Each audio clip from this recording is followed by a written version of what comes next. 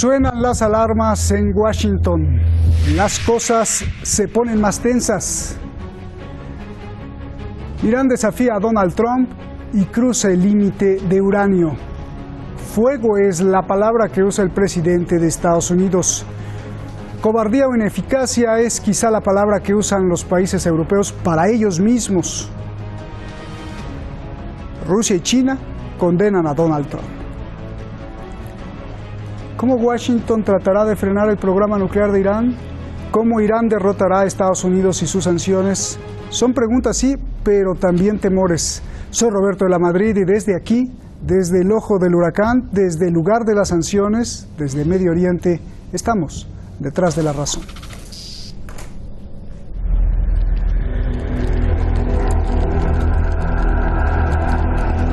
Irán supera el límite permitido. که من اطلاع پیدا کردم ایران طبق برنامه‌اش از مرز 300 کیلو عبور کرده و این اعلام هم قبلا کرده بودیم و لذا ما بر اساس اون چی که اعلام کردیم خیلی شفاف گفتیم چه کار میکنیم و بر اساس اون عمل میکنیم و این رو از حقوق خودمون در داخل برجام میدیم. Estados Unidos inmediatamente acusa a Irán de violar el acuerdo. El régimen iraní tomó medidas hoy para aumentar su enriquecimiento de uranio. Fue un error del acuerdo nuclear permitirle a Irán enriquecer uranio a cualquier nivel. Hay pocas dudas de que incluso antes de la existencia del acuerdo, Irán estaba violando sus términos. Irán contesta. ¿En serio? ¿En serio? No hemos violado el acuerdo. No message to Iran. They know what they're doing. They know what they're playing with, and I think they're playing with fire. So no message to Iran whatsoever. Israel aplaude a Donald Trump. ביום הזה אני גם קורא לכל מדינות אירופה, עמדו בהתחייבות שלכם. התחייבתם לפעול ברגע שאיראן תפר את הסכם הגרעין. התחייבתם שתפעילו את מנגנון הסנקציות האוטומטיות שנקבע במועצת הביטחון. אז אני אומר לכם, עשו זאת. Do it. Just do it. Los europeos atrapados entre su tibieza y la presión de Trump. Unos quieren rescatar el acuerdo y otros amenazan con romperlo. We want to preserve that deal because we don't want Iran to have nuclear weapons.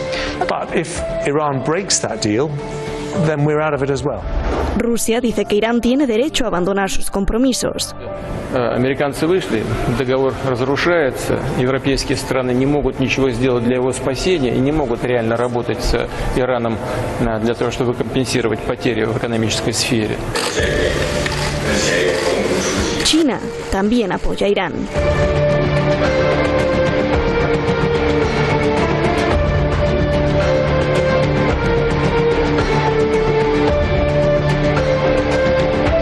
Conforme los artículos del acuerdo nuclear firmado en 2015, Irán tiene derecho a dejar de cumplir sus obligaciones si la otra parte incumple lo convenido.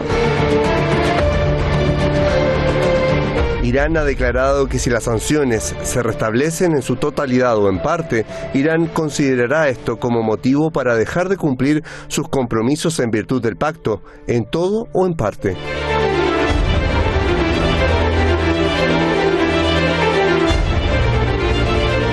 El 7 de junio próximo vence el ultimátum. Irán abandonará otros compromisos. Incluso podría comenzar a enriquecer uranio, más allá de lo permitido.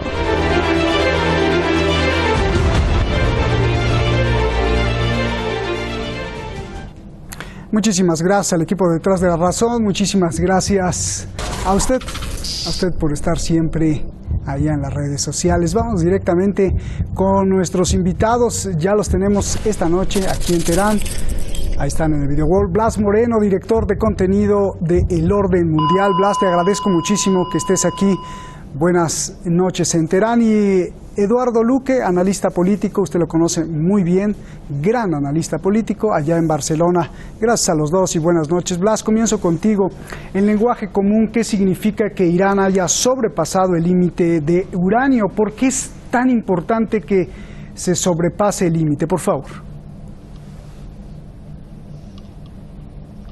Bueno, agradecido como siempre de estar aquí con vosotros, Roberto, muchas gracias y buenas noches. Tu pregunta es sencilla y complicada a la vez, ¿no? ¿Qué significa que Irán sobrepase el límite de uranio? Significa, en primer lugar, que Irán se ha cansado, como decíais en la introducción, de tener que cumplir un acuerdo que Estados Unidos hace ya más de un año que dijo que no iba a cumplir, que lo dijo claramente, y que Irán hasta ahora había seguido cumpliendo, ¿no? Lo que hacen sencillamente es empezar a enriquecer más uranio, forzados un poco por la coyuntura, pero esto no significa, como mucha gente ha querido pensar, que Irán está muy cerca o que se plantee ni siquiera desarrollar el arma nuclear, ¿no? Lo cual sería mucho más complicado.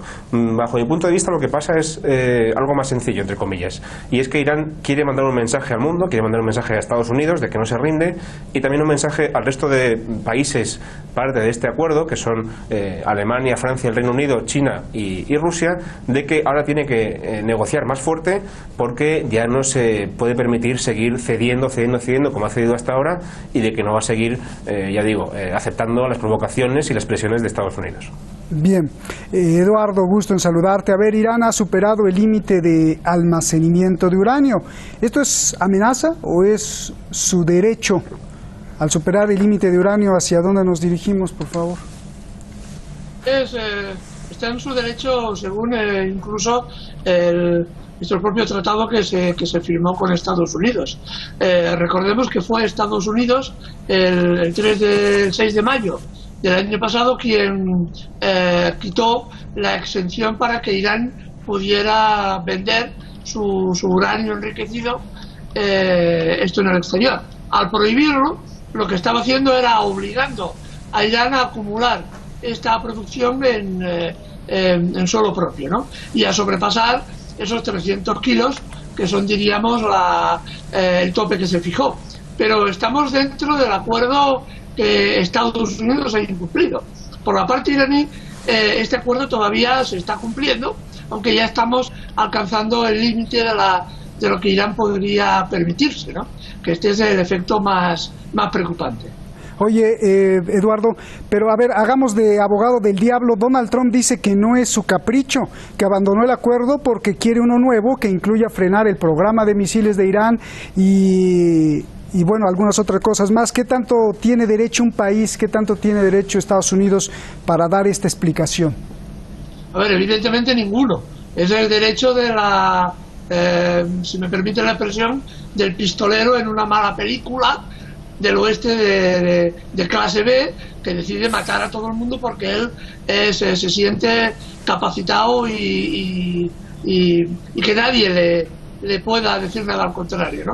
En principio, en política internacional, Estados Unidos no tiene ningún derecho de ningún tipo a imponer a otro país soberano las condiciones de su capacidad defensiva, exceptuando aquello que marquen los tratados internacionales. Sabemos que Irán, por ejemplo, ha firmado el Tratado de No Proliferación Nuclear, así que en principio no está dispuesta a fabricar armas nucleares, cosa que, por ejemplo, los israelitas sí que no han firmado ese tratado y están armados con armas nucleares, ¿no? Así que en principio Estados Unidos no tiene capacidad legal de ningún tipo, exceptuando la fuerza bruta, de imponer este tipo de condiciones a ningún país, y menos aún a una potencia regional como es Irán. Bien. Eduardo, a ver, dos cosas, ¿no? Se me hace muy simpático lo que hace Estados Unidos. Estados Unidos violó el acuerdo nuclear hace un año. Bueno, no solo lo violó, sino que además lo abandonó. Y hoy que Irán comienza a dejar de cumplir partes del acuerdo, Estados Unidos, pero no se tardó ni 10 minutos, inmediatamente lanza un comunicado acusando de que está violando el acuerdo. Esto es cinismo, ¿no? Qué cara. Y ahí Donald Trump dijo que Irán está jugando con fuego. Yo te pregunto, Blas, ¿está jugando con fuego Irán? Por supuesto que sí, pero es que estamos en una situación en la que no se puede permitir no jugar con fuego.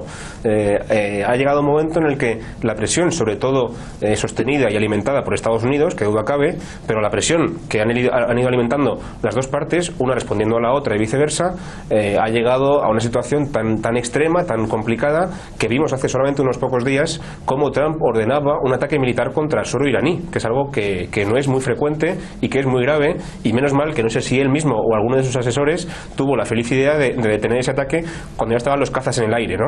Entonces, ¿Irán juega con fuego? Por supuesto, también juega con fuego Estados Unidos.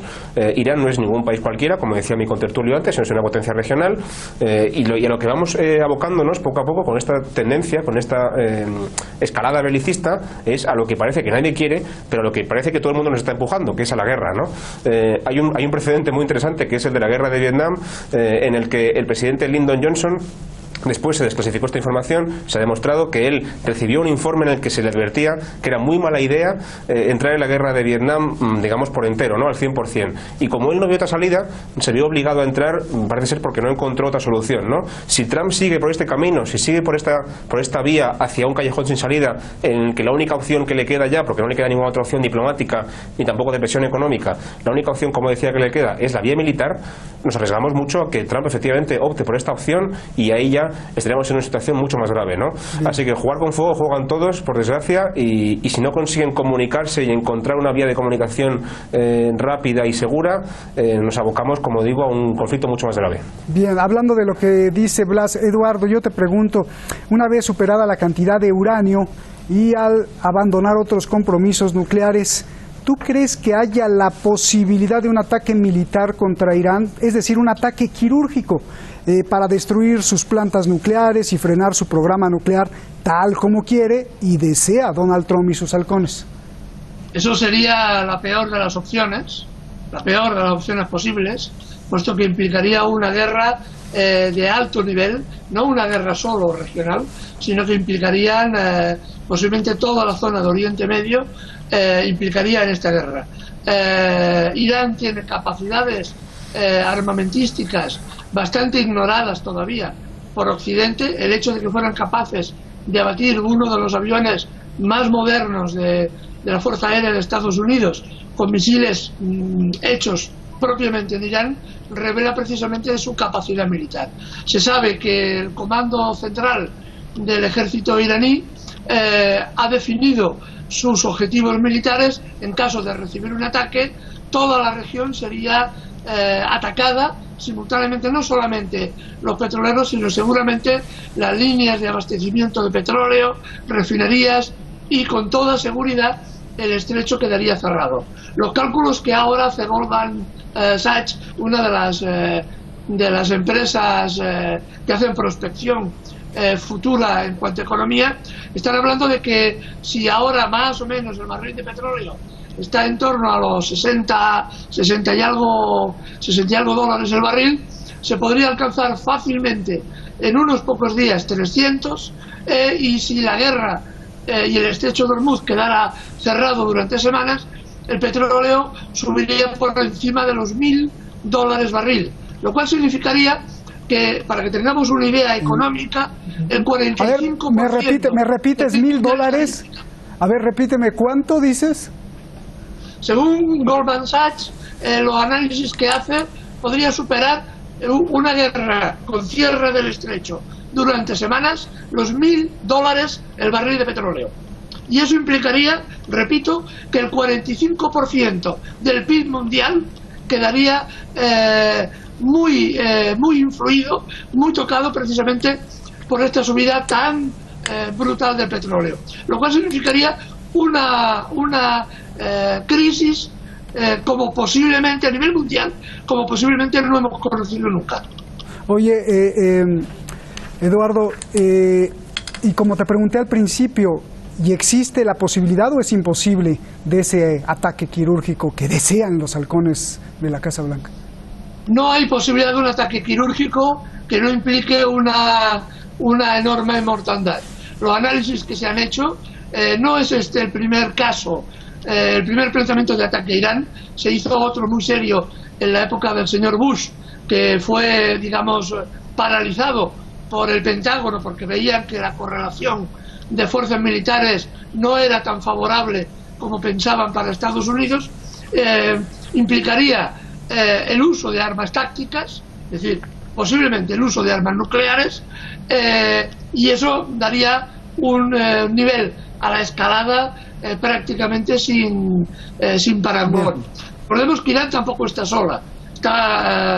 Las declaraciones de Rusia estos días, considerándola como su aliada y el apoyo de China también a Irán hacen estos vectores todavía más complejos en el análisis de un enfrentamiento militar que ahora se me antoja una absoluta locura, si me permite la expresión. Bien. A ver, Blas, hablando de posibilidades, me preguntan mucho de nuestros auditorios, ¿tú qué consideras? ¿Hay 50%, 50% de que sí, 50% de que no podamos estar cerca de una guerra? Esa es una pregunta. Y dos,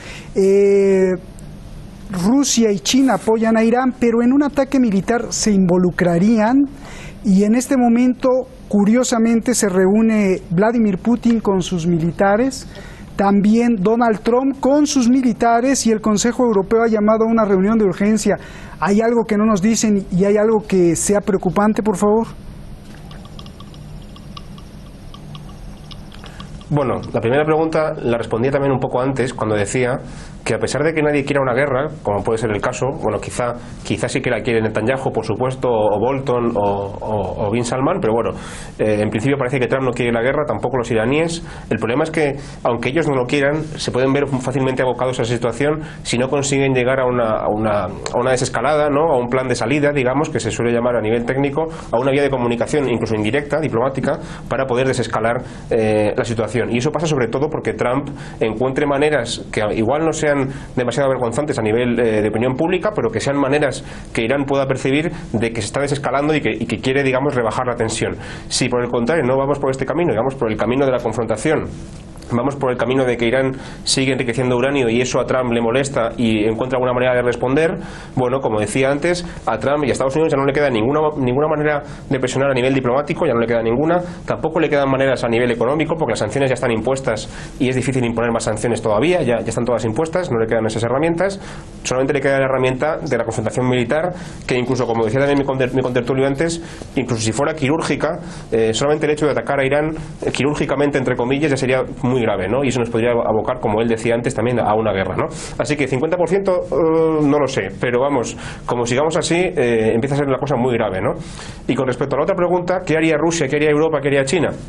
Bueno, ahora mismo la oposición de China, Rusia y la Unión Europea a la política de Trump es frontal, pero no tan frontal como para impedir que Estados Unidos siga haciéndola, ¿no? Yo imagino que si llegáramos al extremo de un ataque militar directo a Irán, ya ahí sí que veríamos como todo el mundo se organiza de alguna manera para intentar pararle los pies a Trump, pondrían en marcha otros mecanismos que no estaban todavía sobre la mesa, comerciales, económicos, políticos, para intentar evitar esa situación, pero en todo caso también siempre me gusta advertir esta historia, y es que el calendario también juega en contra de la confrontación, porque Trump se enfrentará muy pronto a unas elecciones presidenciales, solamente queda un año y poco, y no le interesa en absoluto meterse en una guerra regional nueva en esa región que tan malos recuerdos tiene para Estados Unidos, por la guerra de Irak, por la guerra de Afganistán, por la guerra de Siria, y no creo que le interese a nivel electoral meterse en ese fregado, sin permitir la expresión, ¿no? Así que no creo que Trump llegue tan a las bravas, porque le interesará desescalar y le interesará que su postura sea la de he llegado a un acuerdo de alguna manera, es lo que siempre intenta hacer, he llegado a una cumbre, he firmado un tratado para poder vendérselo a su electorado. En vez de vender a su electorado, tenemos una nueva guerra, van a morir más estadounidenses, o el precio del petróleo va a ser más caro, ¿no? Así que confío en ese sentido en digamos, en la táctica electoral de Trump, que no le interesará empeorar las cosas, digamos, ¿no? Oye, lo que estás diciendo es que si Donald Trump pierde las elecciones, pues entonces ya se solucionó todo, porque Bernie Sanders y los demás demócratas prometieron regresar a Estados Unidos al acuerdo nuclear que rompió Donald Trump. Pero mejor te cambio la pregunta, y si gana Donald Trump las elecciones, entonces sí se ponen las cosas feas.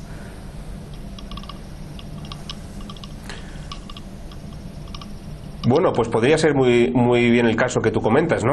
Si ganan los demócratas, como yo creo que pasará, pero bueno, tampoco sabemos qué va a pasar nunca con estas cosas, ¿no? Si ganan los demócratas, es probable que intenten renegociar el acuerdo o volver de nuevo a ese acuerdo que ya rompieron en su momento, y las cosas se podrían calmar, en principio, ¿no? Pero tampoco sabemos nunca qué pasará con Estados Unidos. ¿Qué pasará si gana Trump? Es mucho más complicado anticipar, porque además recordemos que Trump reconstruye y va cambiando completamente su gabinete cada 2 por 3. El gabinete que tenía al principio de su legislatura, hace solamente 2 años y medio, 3 años, era era muy distinto al que tiene ahora, ¿no? Y ha ido cambiando sus componentes, ha ido cambiando al asesor de seguridad nacional, al ministro de Defensa, al secretario de Estado, y esas nuevas figuras que entran y salen constantemente, muy a menudo quemadas por la propia personalidad de Trump, que es muy abrasiva, pues también definen un poco qué política va a seguir. No sabemos si Trump, aunque ganara las elecciones, volvería a fichar, por ejemplo, a Mike Pompeo o a John Bolton. Si les vuelven a fichar, Bolton tiene una agenda completamente de cambio de régimen contra Irán, muy belicosa, muy directa, pero quizá el nuevo asesor de seguridad nacional no es John Bolton y es otra persona con otra política distinta que quizá arregla el tema con Irán, pero genera otro conflicto con Corea, con China, con Venezuela, quién sabe, ¿no? Pero bueno, depende mucho de quién componga el gabinete de Trump, porque Trump no es tan experto en política internacional y muy a menudo se ve guiado o se ve conducido, digamos, por sus asesores. Pues mira quién está haciendo el acuerdo del siglo.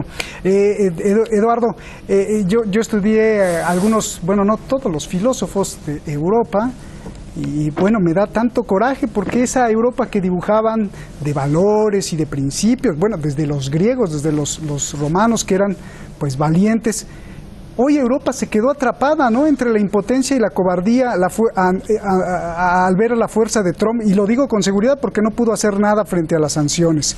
Pero lo que sí dijo Europa, y me llamó la atención, es que si Irán viola el acuerdo, podrían castigarlo nuevamente con sanciones. Los europeos dicen que ellos no violaron el acuerdo y que tendrían derecho a sancionar a Irán por violarlo. ¿Tú qué piensas?